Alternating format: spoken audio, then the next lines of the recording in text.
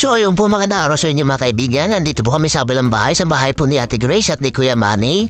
At ngayon po ay mag-iiyaw po kami ng tamban, ayan po. Meron na po tayong ihawan, ayan po, sinalang ko na po ang mga tamban. Ayan po sa ating ihawan at dito po, ang aking buting ihawa ay busy po sa pagtutusok ng mga nabili kong isaw, mga 1 kilo din po ito mahigit. Ayan, busy sila, si Ate Aimee at ang aking buting asawa, ayan po. Ayan sila.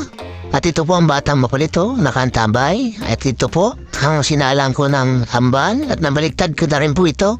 Napakabilis po ng pangyayari. Ayan na po mga kaibigan, maluluto na po. At ito po ay sinunod ko na ang 2 hita ng manok. Ayan po, parang chicken inasal talaga oh. Parang manginisal talaga oh. Ang mga isaw po, ayan na. Musok-usok pa, napakabango po. Dito po ay nabaliktad ko na po ang kabila. Ayan at malapit na po maluto ang ating manok, nihaw, isaw at